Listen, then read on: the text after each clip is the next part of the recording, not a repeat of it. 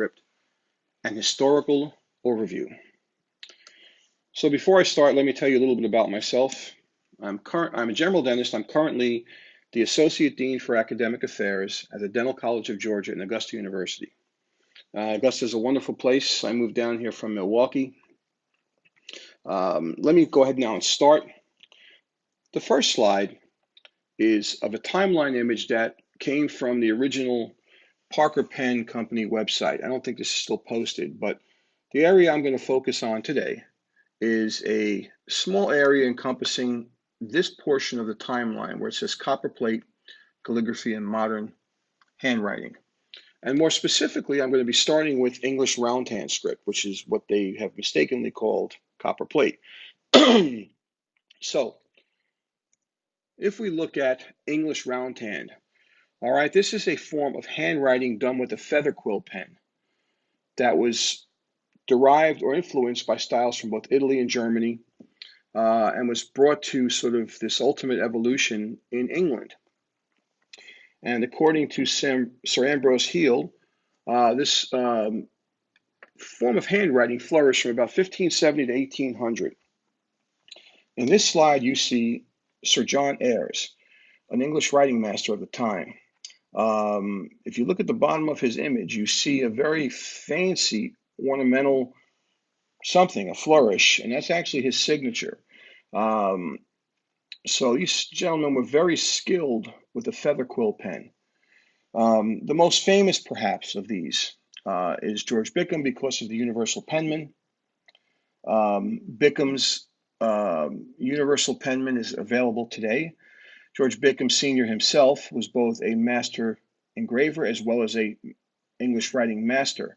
And so what would happen is, and the reason why we think the word copperplate was applied to this form of handwriting, was that the English writing master would give their handwriting sample to a master engraver who would then engrave it onto a copper plate to be able to be printed using the intaglio printing method. And so at some point, that copper plate term stuck to this for some reason. I don't know when it was first applied, but the correct term is English roundhand.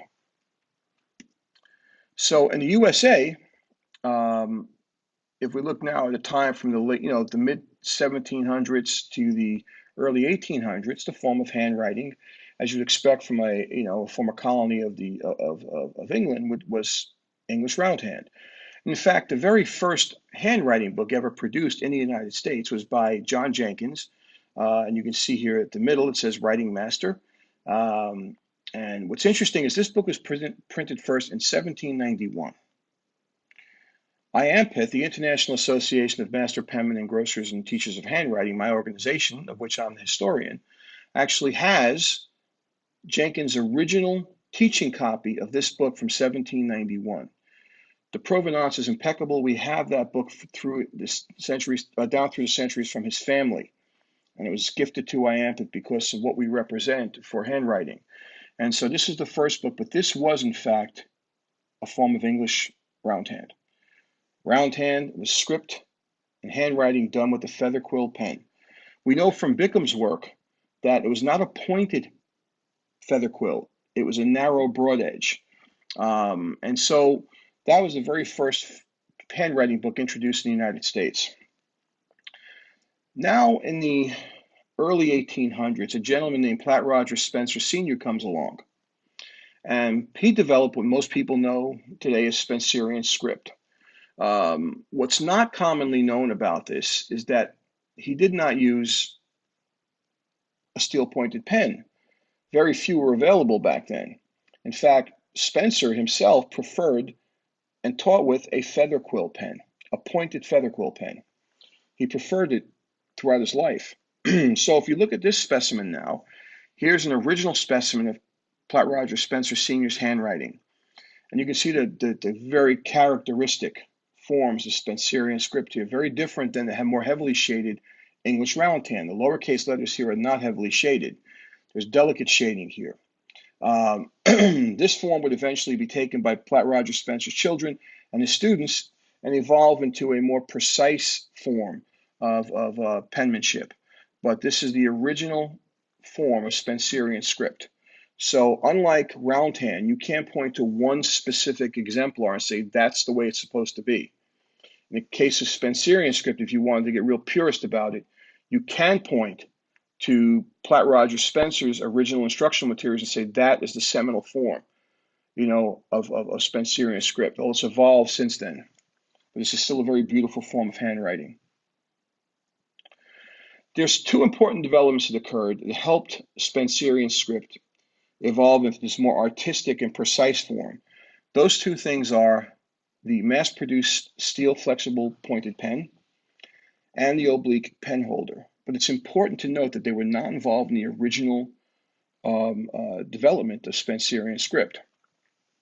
So let's take a look more at these two items separately. First, the steel flexible sharp pointed pen. What you're looking at is an example of the Muslim Imperfection pen. This happens to be my favorite pen, vintage pen to use. It is essentially, and what it basically is a Gillette 604 EF that's been restamped for the Gem City Business College and D.L. Musselman. It's a very flexible pen, not as sharp as a Principality, but still of adequate sharpness to get the job done. And so when you look at this, as far as the development of these pens, here is an example of two different salesman cards. These both date to about the 1860s. You can see the Gillette Principality, Gillette 303 on the left and the Spencerian #1 on the right. What's important to notice here is if you look at the card on the right, at the very top in this area here, it talks about this pen was developed for the Spencerian system of writing in 1855. So we know beyond a shadow of a doubt that the Spencerian #1, and it was made by the Perry Company, existed in 1855. We also know about the same time the Gillette 303, shown on the left, was also developed around that time. This vintage Gillette 303 is a very special pen. We're not certain about this, but some of us believe that this is the pen that the Gillette Principality was based on, this particular design. So important cards, and on the back of this Gillette card is the obituary for Joseph Gillette. As an interesting side note, Bob Herford, IAMP's former editor-in-chief, went to England and went to what's called the pen room and was told that the correct pronunciation of his last name on this pen is not Gillette, but Gillett. I have lots of trouble referring to this as a Gillette 303. It's a Gillette 303 to me still. Next slide. So when we look at the oblique pen holder, why do we use this? Well, it's because when you want the pen to make heavy shades along a slant angle, if the pen is not aligned directly on that slant angle, the right nib time will give you a jagged inner edge as shown on the left image. Once you align that pen to the slant angle, it gives you smooth lines on both sides. Does it mean you can't use a straight pen holder for this type of script? Absolutely not. You can definitely use a straight pen holder. In fact, the earliest and most recognized books on Spencerian script show a steel pen in a straight pen holder, not an oblique pen holder. But that form was very delicately shaded. Okay, how far back does the oblique pen holder go? Well, if you look at the image on the left, that was a patent that was applied for in 1839 for one of the earliest oblique pen holders. And on the right, you see one applied for in 1869. But at these points in time, they were still not used a lot. It was still the straight pen holder. If we take a look at the styles of script and compare them, what we're looking at here is basically what I'd call the progenitor form of English roundhand. And this sample was written by George Bickham Sr. At the top. This is a form of handwriting done with a quill. Next on number 2, we have, the Spencerian script by Platt Rogers Spencer Sr. That's 2A. And then below it, we have the slightly more refined version from Earl Lupfer. The 1 and 2A is the one that Spencer used a quill pen for. And in 2B, we have the one that Lupfer presumably used the oblique pen holder and flexible steel nib with. Then in number 3, we have this ornamental script that's much more ornate. And this one's penned by H.P. Berensmeyer. And Berensmeyer did use an oblique pen holder and a steel pen. And then at the bottom, we have business penmanship, which many people would think would be the earliest form, but it's not. This form of handwriting comes later in the 1800s, and one of the first forms came from Austin Norman Palmer, the A. N. Palmer method, and Zane came out with his method. But what's important when you look at this to remember is that the first few forms, roundhand and Spencerian script, were forms of handwriting. The roundhand was done with the feather quill pen, the earliest form of Spencerian with the feather quill pen, and at some point it crossed over to the steel pen with either a straight or an oblique pen holder. When you get to the number 3 form, the ornamental script, that is usually an oblique pen holder with a steel pen. And then business penmanship is a steel pen, not necessarily flexible, with a straight pen holder, or even a fountain pen later on. So if we go and we look at now sort of what people are calling today that copperplate, the modern version of roundhand, you can see the original form at number 1, the top, feather quill pen. Then you can see historic form of engrosser script or engraver script. And where do we get these names from? Well, back in the 1800s and early 1900s, even up to today, some people still consider themselves engrossers. And so the engrosser, which is essentially a form of calligrapher, basically emulated the script they seen of English roundhand, but they emulated it with the steel pen and an oblique pen holder. And because they were engrossers, the term engrosser script stuck. There were also engravers at the time who were engraving things like pocket watches using the script of English roundhand, and then hence the term engraver script stuck. What's very important to know about these forms, number 2 and number 3 on here, it's a sample of my writing, the modern engrosser script, that those are not forms of handwriting necessarily. The more what Bill Lilly would have called engraving on paper or the drawing of letters. All right, and then you have modern roundhand, commonly known as copperplate. And the use of that term copperplate annoys a lot of people, but that's a sample of Eleanor Winter's style, and she does that with a flexible steel pen and an oblique pen holder. I want to review some of the penmen of the past, notable penmen from the past. First up is one of my heroes in script, and it's Willis A. Baird. Baird was educated at Disneyland College, and he is one of the finest hands at engrossers or engraver script I've ever seen. This is a beautiful page penned by him. But his talent and ability didn't stop with the pointed pen. He was also well known for text lettering as well as his engrossing, or what people would call illumination today. And you can see this beautiful A. Its document was done by him.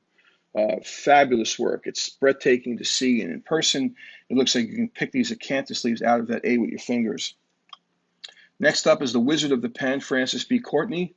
Here you can see this wonderfully flourished bird by Courtney, which is likely done by him pretty quickly. I'd imagine that was executed in probably under 5 minutes. His signature below it is actually a stylized form, combining both ornamental caps and engrosser script lowercase letters, but those are what are called needle stitch script letters. That was a modern term that was coined, I believe, by Michael Sull, the needle stitch script. I have videos on how to do that. But Courtney was an amazing talent, had an almost freakish ability with letter forms. He is somebody who could take 2 pieces of chalk or even pens and write, sort of Spencerian type script, his name in both directions at the same time. But an amazing penman. There was a great story told about him and Louis Monterossa. And I'll be speaking about Monterossa in a minute, who was considered to be by many to be the greatest ornamental penman who ever lived. But and this may just be a fictional story, but we're not sure. But the story goes, they were sitting around the table, and Courtney penned a word and shoved the paper to Monterossa and said, "Match that in a day." Monterossa took a pen and penned a single letter and shoved it back to Courtney and said, "Match that in a lifetime." So, friendly rivalry. Next person, Reine Gillard, one of the founders of Acanthus. Reine was an adept or very much into the style of Monterossa, and you can see his script here. If you know Monterossa's script, you know this is very much in his style, combining ornamental and engrosser script lowercase letters to this beautiful style, very precise and just beautiful script. But one of the founding members of Acanthus. Next, we come to an extremely important penman, Earl Lupfer. Here you can see his beautiful River of Dreams piece. This excellent version of engrosser script on top with ornamental penmanship, Spencerian script on the bottom. You see an image of Lupfer signing a Cenarian certificate at the bottom left. Lupfer also told an interesting story that when he was a student in, let's say, 1907, 1908, in the Cenarian College, he had been called into the principal's office, C.P. Zaner. Zaner was recognized as probably the best all-around penman that ever lived.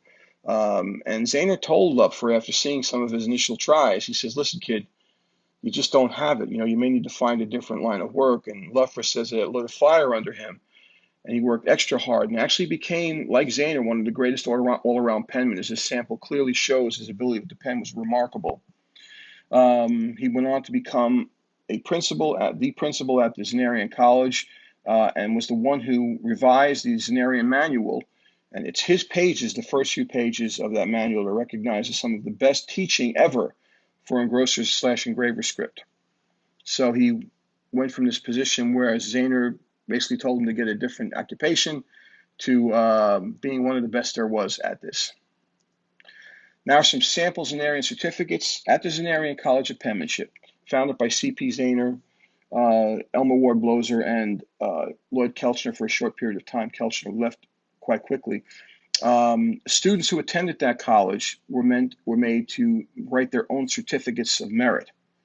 And those certificates were then graded and given either a gold star for highest achievement, a green star, a red star, seal, sorry, a gold seal, or for highest achievement, a red seal for second highest achievement, or a green seal for satisfactory. And this is a model pen by Lupfer for plain penmanship that the students were to base their certificates on. You can see at the bottom right, this is dated 1917. Here's another certificate penned as a model for students by Lupfer for ornamental penmanship. It was also called artistic writing. This was penned in 1914, and the students would follow this form. And here's a sample, an actual Cenarian certificate penned by Lester Fields for his ability in roundhand/engrossing script. And it was signed by both Earl Lupfer, you can see him on the bottom left, as well as Elma Ward Bloser on the right. And Fields achieved the gold seal, the highest seal marks for this particular certificate. One of the things I always like to say is, just imagine what it was like to be Bloser or Lupfer, having to sign these certificates once a student spent all this time doing it. And, you know, God forbid you made a mistake. So next up is Edward C. Mills. Mills was recognized as one of the finest at the business hand or plain penmanship. He was also very good at ornamental penmanship. He had his own system of penmanship, a penmanship book that was used in some schools. And here you can see he was from the Rochester Business Institute up in Rochester, New York, a place I spent some time. But extremely precise penman, and this just goes to show you how beautiful monoline script can be. You don't need all the spaghetti swirls always to get, you know, to make it beautiful. Now we come to the great Louis Monterossa. Here you can see a specimen from 1909. This is a year before Monterossa passed away from complications with diabetes. But he was considered by his peers to be probably the best at ornamental penmanship that ever lived. And that may be debated by some, but I certainly recognize him as such. Monterossa, along with another gentleman who I'll speak about in a minute, A.D. Taylor, we believe helped elevate Spencerian script to this ornamental form. And we believe it was a combination of talent, the steel-pointed pen, and the ornamental and the oblique pen holder that came together to sort of give you this real dramatic flair and precision. So Monterossa is a very precise writer, although not as precise as Taylor. Taylor is almost inhuman precision. So this is a specimen of Monterossa's work. This slide here shows Monterossa. What he's probably best known for in modern times is this combination of engrosser script lowercase with ornamental capitals, but you can see this flair and beautiful flourish. And pay attention to how thin and fine these hairlines are. We know he used something called Korean stick ink. He used a Jalop Principality, but he used a very simple Cenarian Excelsior pen holder. It wasn't fancy like the fancy ones we have today. It was a very simple pen holder that he flattened the very top of so his finger would sit on top of the pen. Next up is A.D. Taylor, I spoke about before. Taylor was one of those, the other penmen like Monterossa we felt were able to, came along and helped sort of really refine the script as well as increase the level of ornamentation to it. And that may be argued by some, but there was definitely, a fabulous penman along with guys like Kelchner and some of Spencer's children. But you can see a specimen of his work. And for me, one of the finest pieces ever written was written by A.D. Taylor, and this is an envelope cover. We don't have a better image of this, but this is what we call the Bodenheimer piece. Gets a lot of attention because of the beautiful ornamentation on this. This was written in the late 1800s, but it's just remarkable, the fineness of the hairline, which I darkened up to process this so you could see it. I took time to do when we talk about ornamental script and ornamentation, it's not something I do in my personal script. However, there are rules to it. It's not just haphazard spaghetti. And basically the rules are any flourishes have to be either on the slant angle or horizontal to the baseline. The ovals have to be horizontal to the baseline. And so I took some time to analyze this particular script, and you can see my analysis here. And at the very bottom of this image, you can see all the horizontal to the baseline ovals that make up this beautiful flourish piece. So that's actually a pretty educational piece for those interested in doing this kind of work. It's not just simply laying the lines anywhere you want them. And I actually missed a few ovals, to be honest with you. There were women who also did penmanship. It's very, we don't hear much about them, but they were there. Mary Champion is one of them. Here's her Champion method book for business writing. But the image on the lower left is important because I sometimes get questions, well, weren't there any pen women?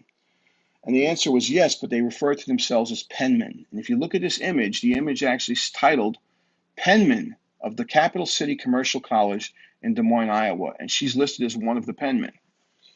In this sample of Mary's work, you can see her signature at the bottom, and she herself puts the word penman after her name at the bottom. Beautiful, beautiful work. So she's able to do business penmanship plus ornamental script as well.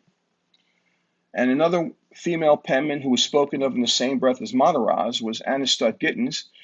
She stopped writing early on. This specimen is probably from the late 1800s, but a wonderful penman. And just to illustrate that, while yes, most of these folks were men, there were a lot of women involved with it as well. Most of them just tended to teach in schools. I mentioned there's an area in College of Penmanship. Here's an image of the actual college. And at the top left, you see the building still stands today in Columbus, Ohio. At the bottom left, you see an image of one of the classrooms and students being taught and writing at their desks. Acanthus had some of those original desks at its conventions. I think Mike Sull has some of them. Pretty amazing to see those. One of the original founders of the Spencerian College, Elma Ward, here's a specimen of his writing. He was very well known for his business penmanship, but also his ornamental penmanship, and it's really amazing. He penned a letter praising Monterossa that Monterossa himself considered to be the finest ornamental penmanship letter he's ever seen. Unfortunately, we don't have any good copies of that letter. All we have are pretty low-grade scans of it, but it was just absolutely gorgeous. So Bloser was one of the original founders of the Spencerian College. The namesake of the college was C.P. Zaner, Charles Paxton Zaner. Here's a specimen of his work. He was, as I said before, considered to be one of the best all-around penmen. Could do text lettering, all that stuff, and ornamental penmanship and grocer script. Here's a cut of his for reproduction, and just wonderful work he was able to produce. His cousin, Lloyd Kelchner, was also a partner in the Spencerian College, but left very soon after it started, sold his share, and then moved on. What Zaner considered to be his masterpiece was this flourished eagle. It's an amazing specimen, and Acanthus actually has an original print of this specimen in its archives. If you haven't seen Acanthus' archives, they're absolutely amazing. We have a tremendous amount of original material from past greats. And then lastly, what I always like to leave people with, as I'm always told by folks, they can't do this, they just don't have the skill to do it. Well, for those who think they can't, I'll let you dwell on this image here. This is J.C. Reine, the handless penman. Reine had basically half of a forearm on each arm left. He couldn't hold a pen with his hands. If you see him, he's holding with his stumps, and he's writing by generating movement with his arms and his torso. And yet he was able to do the penmanship you see here. So there's always hope for folks, always. I'd like to close by just reminding folks that my book, Script in the Copperplate Style, is available. It's an interactive electronic book made specifically for the iPad and Mac computer. It's free. It's a free download. I don't charge anything for it. It's if you go through the iBooks bookstore, you can just search my last name and find it and download it. If you don't have an iPad or a Mac, I do have a stripped down version in PDF form, but it's not quite the same thing. It contains similar content, but not all of the content. It doesn't have the embedded videos. This has embedded videos in it and everything. So please, if you have a chance, download it. And if you want to visit my YouTube page, I have a page, all of my videos posted there, free for you to access. You have how to do gilded script with 23 karat gold leaf, how to do, needle stitch script and all that. And with that, I will say thank you. Thank you for listening.